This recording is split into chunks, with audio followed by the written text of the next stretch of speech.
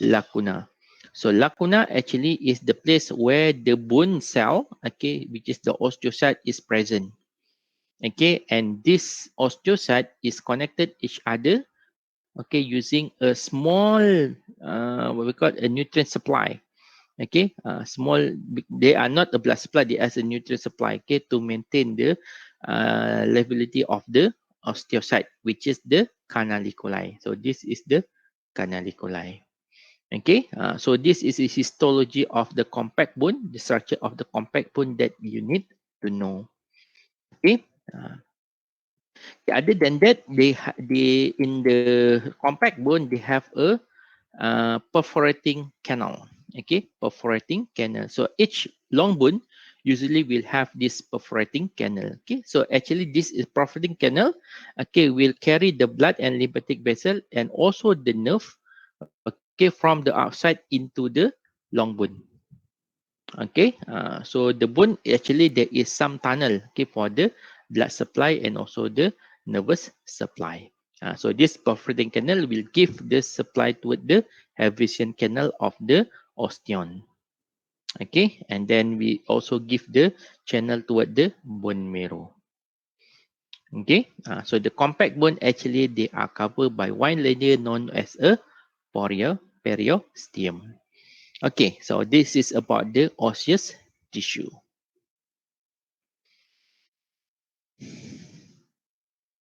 Okay, and also the different, okay, between the compact bone and also the spongy bone. Okay, for the spongy bone, okay, so unlike the compact bone, they are not arranged in osteon.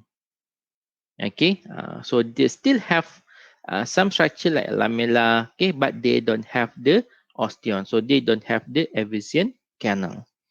Okay, so why they doesn't have the osteon canal? Because they in the space, okay, between the spongy bone, okay, so usually they are contain the red bone marrow. Okay, so this is the structure of the spongy bone, okay, in which they have a bone marrow in between of the spongy bone. So the bone marrow actually is located in between of the spongy bone, okay, not in the middle of the long bone. Okay, so this spongy bone, okay, they are formed, okay, in the irregular lattice work known as a trabeculae. Okay, so this is a trabeculae. Okay, so inside this trabeculae, they still have the osteocyte, okay, and also the canaliculi. So the structure is just like a osteon, okay, but without the Havesian canal. Okay, it's like a osteon, but there is doesn't have the Havesian canal. So, but the other features actually is quite the same. Okay, so why this spongy bone important? Okay, this to make sure they are causing the long bone become little bit lighter. Okay, and also for the what we call the support, okay, of the bone. Actually, if you are compare between the compact, okay, the very heavily compact bone, okay, with this hollow bone, actually the hollow bone is much more stronger than the compact bone. Okay, so that's why, okay, in the features, okay, of the long bone, okay, they have a compact bone, okay, which is the compact bone usually lining, okay, on the side, okay, of the long bone, and spongy bone usually they are presented inside the long bone. Okay, so that is about the histology. Okay, and then also you need to know the factor that affecting the growth of the bone. Okay, so this is like a general knowledge for you. Okay, so everybody must know. Okay, and especially if you are, okay, dealing, okay, with the patient that are having problem, okay, with the bone. Okay, for example, the bone is break up. Okay, so what kind of advice that you need to give, okay, to the patient. Okay, so the bone grow, okay, or the remodeling of the bone, okay, they are require certain factor. For example, the mineral. Okay, so that's why usually when someone have the broken bone, okay, we give the advice to drink milk. So why we ask them to drink milk? Because we want to supply the mineral. Okay, so important mineral that are affecting the growth is calcium, phosphate, and also the magnesium. Okay, all these mineral actually they are stored, okay, in the bone. Okay, so during the formation of the bone, so this mineral will be absorbed by the osteocyte, okay, to form the bone. Okay, other than that, the vitamin, okay, so vitamin A, vitamin C, and vitamin D. Okay, so the most important one is vitamin D. Okay, why vitamin D is important? Because they are required for the absorption of the calcium from GI tract. Okay, so sama lah macam if you ask, okay, patient to drink milk but you don't mention about the vitamin D. So actually the only about 50%, okay, of the calcium, okay, will be absorbed, okay, by the bone, okay, by the GI tract. Okay, because vitamin D is essential for the absorption of the calcium, okay, from the bone, okay, from the GI tract. Okay, and vitamin D actually we need it to be activated. Okay, so there is two way of activated of vitamin D. Okay, the first one in the kidney and the second one in the skin. So that's why make sure for those who having having a fracture. Okay, so make sure they will have a what we call adequate exposure to the sunlight. Okay, for the activation of vitamin D. Okay, so other than that, we also have a factor that affecting the girl, which is the hormone and also weight bearing activity. Okay, so hormone actually most of the time is during the development. Okay, so the growth hormone, okay, the thyroid hormone, and also insulin. Okay, this for the metabolism of the bone cell. Okay, but for the sex hormone, okay, so this is important during the adolescent growth spurt. Okay, so after that, okay, after the adolescent, usually sex hormone only maintain keep the structure of the bone. Okay, and also not usually been left out, okay, which is the weight bearing activity. So other than the muscle wasting, okay, usually after period of unuse, okay, of the limb, okay, especially the lower limb. Okay, so the bone will start to gradually reduce the mass, okay, if there is no weight bearing activity. So for example, the astronaut. So astronaut actually they will have lost, okay, about 50% of the bone mass. So when they are coming back, okay, to the from the space, okay, usually they cannot walk easily. Kalau you tengok semua orang yang apa astronaut, okay, if they come back from the space, usually they cannot walk. Okay, so easily they cannot walk. So kalau ada gambar dia orang boleh berjalan, okay, so actually it's a fake lah. Okay, biasanya memang in the zero gravity, okay, with no weight bearing activity, okay, usually they will lost their bone mass. So that's why astronaut need to have a exercise, okay, in the space station. Okay, so that is about the bone and also the osseous tissue. Okay, so the name of the bone, that thing, definitely you need to know lah. Okay, so you might ask, okay, about it. Okay, so that's for you to remember. Okay, so I don't need to cover about it. Okay, the third one is in the osseous system, which is the joint. Okay, so they we have, okay, various type of joint. Okay, so the joint can be classified according to the structural and also the functional. Okay, so for the first classification, which is the structural classification, okay, so the structure can be classified according to the space, okay, whether are present or not, okay, and also the type of connective tissue they are present between the joint. Okay, so that's why for the structural classification, okay, we have three type of joint. Okay, fibrous joint, cartilaginous joint, and also the synovial joint. Okay, for the fibrous joint, okay, because okay, there's obviously okay the connective tissue must be a fibrous tissue. Okay, so fibrous tissue usually make up of the dense irregular connective tissue with no cavity. Okay, so that is the first one. Okay, second one is a cartilaginous joint. Okay, cartilaginous joint.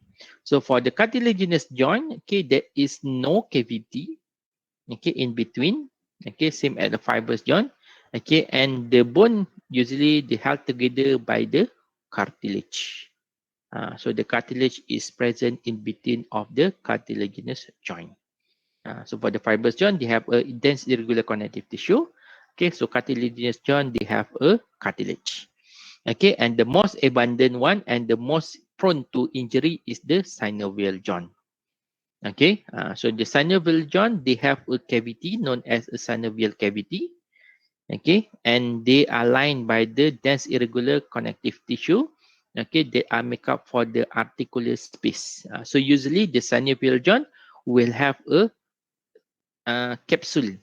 Okay, so they will have a capsule. Okay, and also usually they are bound with the ligament.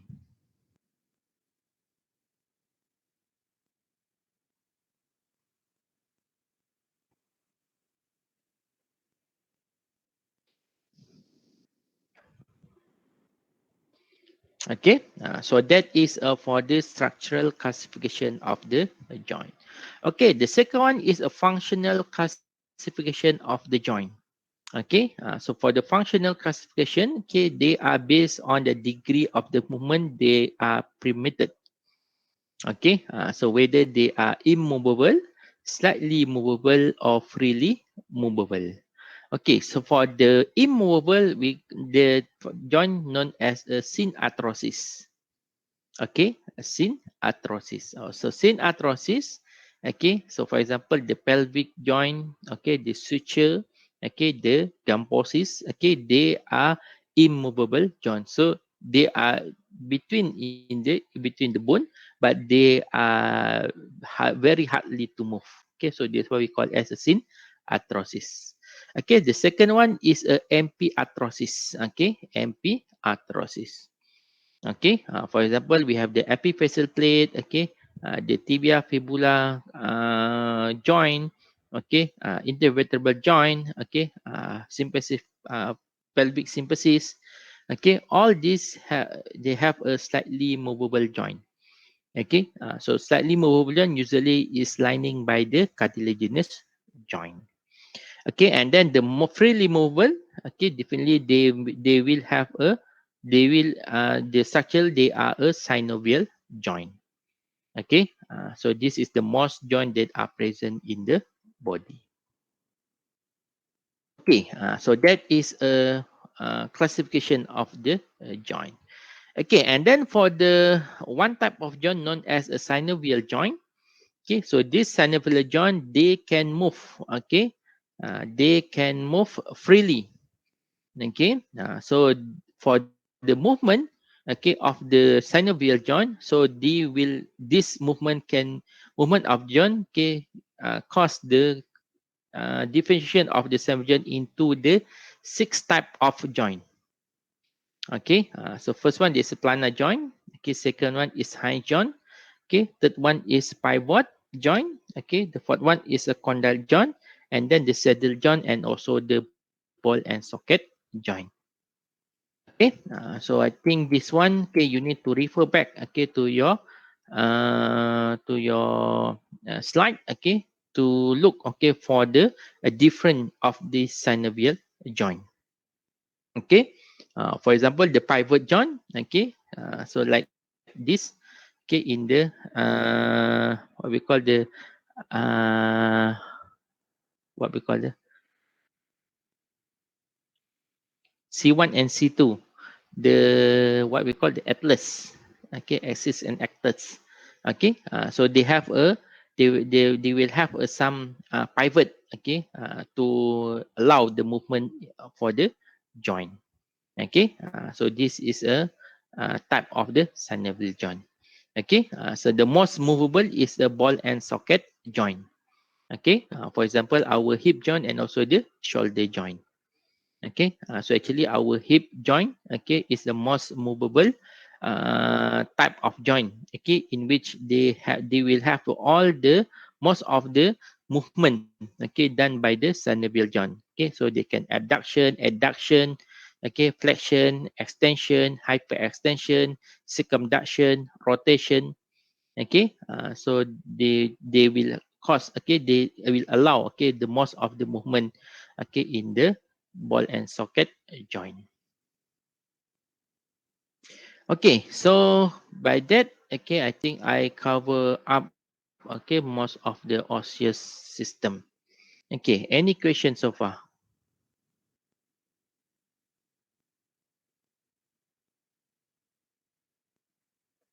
So far, no, sir. Okay, so if there is no question, then we go to the second part, which is the muscular system. Okay, so for the muscular system, actually they are involving the muscular tissue and also the muscular skeletal muscle. Okay, so you need to know about the histology and also the physiology, okay, of the muscle. Okay, and then follow by the naming of the muscle. Okay, so this is all about the muscular system. Okay, so first thing about the muscular system, okay, you must know how the action potential being generated, okay, via the nerve, okay, toward the muscle. Okay, so actually the nerve, okay, that supply, okay, the muscle, okay, it will join, okay, in the one section known as a neuromuscular junction. Okay, so neuromuscular junction. So the neuromuscular junction, okay, actually this is the place where the nerve and also the muscle tissue will be combining, okay, or they are meet each other. Okay, so for the nerve, okay, so the terminal part, okay, of the synapse, okay, so they will release, okay, the okay, so they will release the acetylcholine, which is the neurotransmitter. Okay, so they have a synapse, okay, and then they have a synaptic cleft.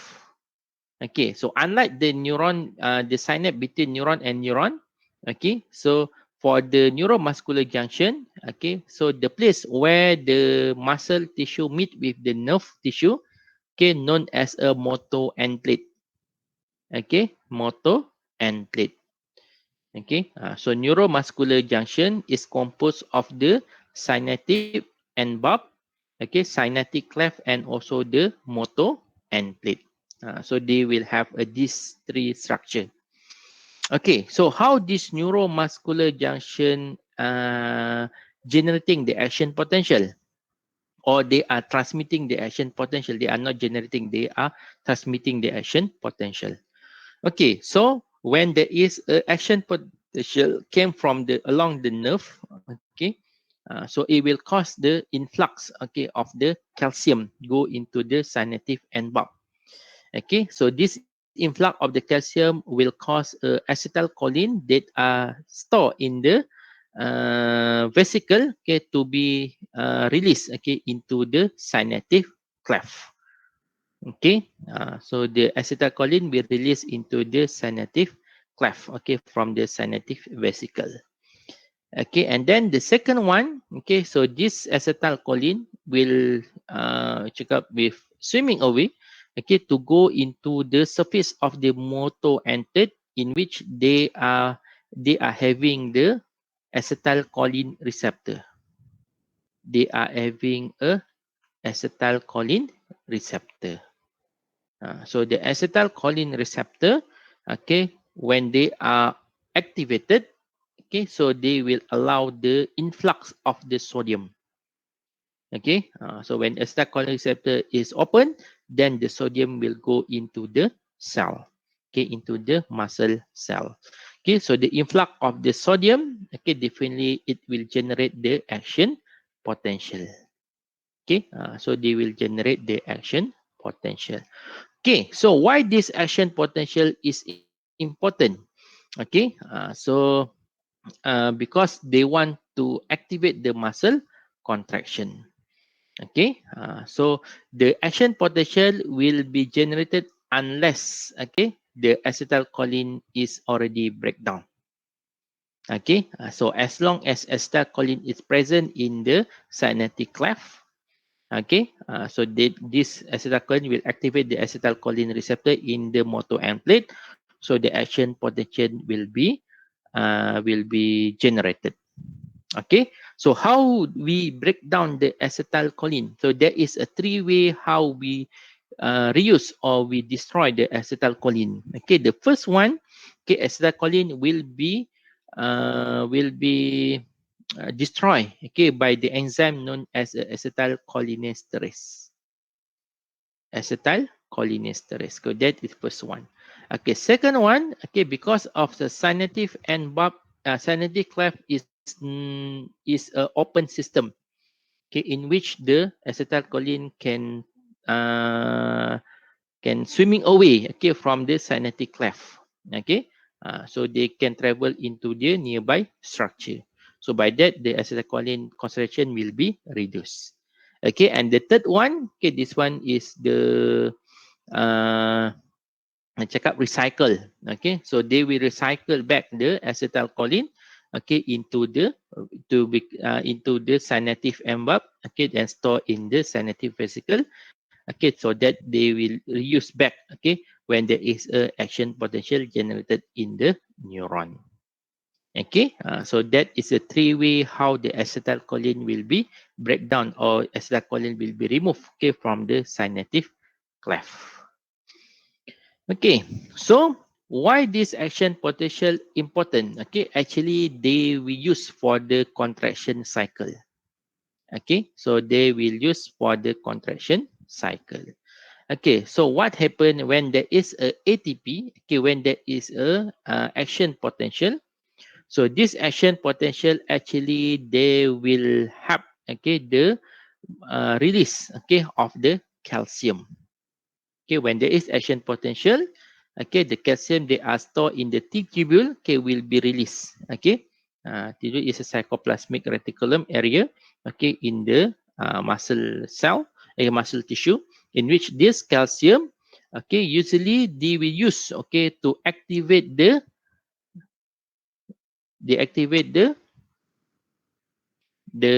what we call the tin, uh, apa, what you call the tin, the actin and also the actin, okay, the actin filament. Okay, so for the actin, actually they have a three important structure. Okay, so which is the actin, okay, plus the troponin and then the tropomyosin. Okay, so the actin, okay, so actually can be activated, okay, when the troponin is bound with the calcium. Okay, so the troponin will bond with the calcium, then it will cause a opening of the tropomyosin. Okay, so when the tropomyosin, okay, will disintegrate, okay, so it will open the actin by the myosin binding site on the actin. So that is important of the action potential. Okay, so why we are generating the action potential for the muscle contraction. Okay, and the same time also the cycle is controlling by the presence of the ATP. Okay, presence of the ATP. So actually when there is a ATP, so this ATP will be hydrolyzed to become ADP and phosphate. Okay, so the ATP will bond with the myosin head, okay, and then it will become hydrolyzed to become a ADP and phosphate. So when the ADP, okay, uh, the ADP is produced, okay, so the myosin will develop the cross bridge, okay, and then it will cause a power stroke. Okay, so then when there is ADP is dissociated from the myosin head, okay, to form the ADP, So this power stroke will be stopped. Okay, so then it will release, okay, the bond between the cross bridge, okay, between the myosin and actin. Okay, so when there is ATP, so ATP now they will disintegrate to become a ADP and phosphate, and then when there is ADP, so it will forming the cross bridge.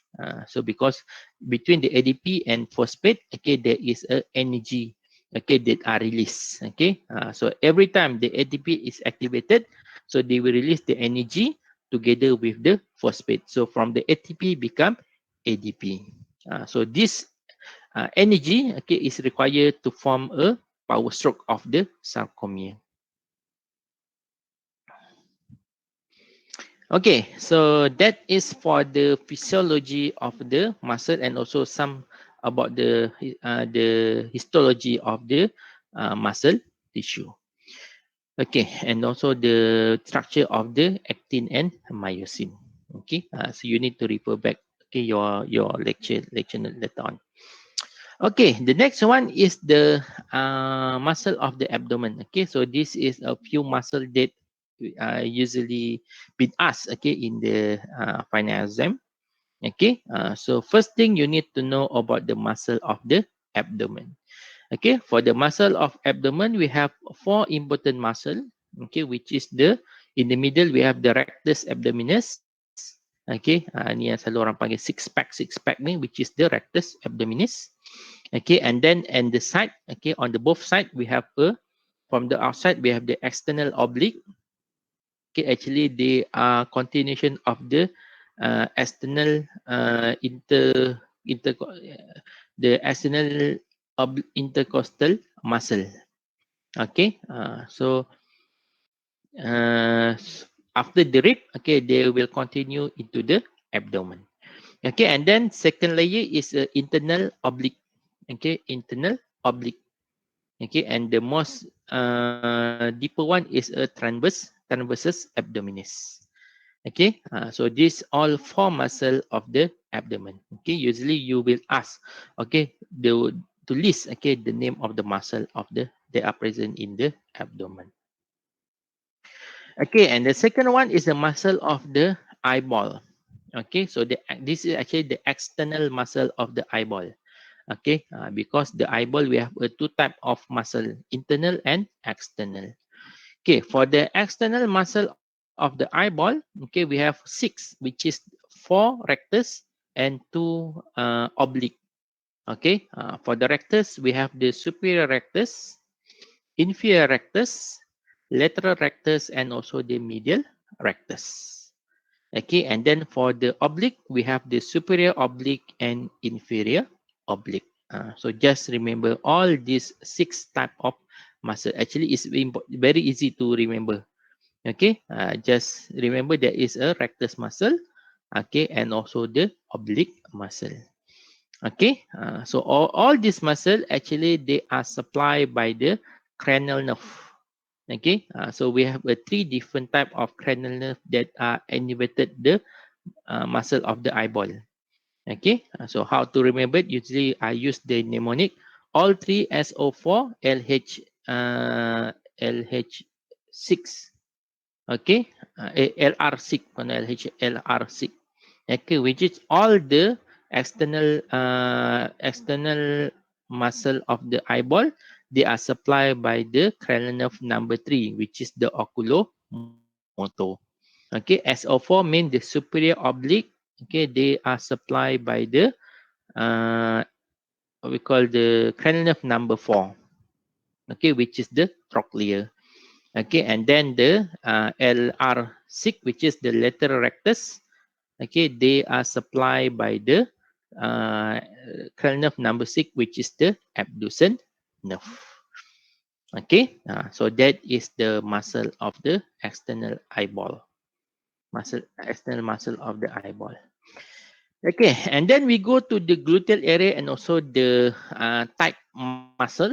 Okay, so for the gluteal muscle, okay, important thing you must know about the gluteus maximus, okay, gluteus medius and gluteus minimus. Okay, So all this is the big muscle of the gluteal area. Okay. Inside there, okay, they will have a iliacus, okay, psoas major, and also the piriformis. Okay. So that is the muscle of the gluteal area. Okay. For the muscle of the thigh, okay, so this one for the physio, they actually very familiar with this muscle. Okay. So in the anterior compartment, okay, because the muscle can be divided into anterior compartment and posterior compartment. Okay, for the anterior compartment, usually they are content of the quadriceps femoris. Quadriceps femoris. So quadriceps femoris actually they are combining, okay, of the rectus femoris, okay, vastus lateralis, vitus medialis, and also vastus intermedius. Okay, so all this will join to become a quadriceps femoris. Okay, so other than that, on the front, they also have a sartorius. Okay, and in the middle, we have the gracilis and also the abductor longus. Okay, and on the side, we have the tensor fascia lata. Okay, so this is the muscle that are present in the anterior compartment of the thigh. Okay, and the posterior compartment, okay, important one, there is a hamstring muscle. Have a hamstring muscle. So hamstring muscle, we have the semitendinosus, okay, the bicep femoris, and also the semimembranosus. Okay, and also the as part, okay, of it is a vastus lateralis. Okay, so all this is known as a hamstring muscle. Okay, so at the back also we can see there is a abductor magnus. Okay, so for the abduction. Okay, so that is the muscle of the posterior compartment of the thigh. Okay, next one is a muscle of your arm. Okay, so this one pun biasanya physio memang dah mahir lah. Okay, so muscle of the arm we have the bicep brachii. Okay, and also the brachialis. Okay, on the front. Okay, and then at the back we have a tricep brachii. Okay, tricep brachii, and also for the movement of the arm, we also helped by the teres major muscle. Okay, so if you are asked to list down muscle of the arm, okay, so there will be 4 muscle, which is the tricep brachii, bicep brachii, brachialis, and also the teres major. Okay, so this is the muscle of the arm.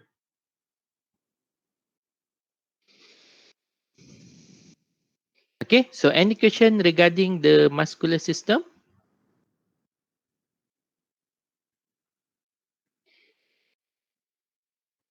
Okay, so if there is no question, so let's have some break.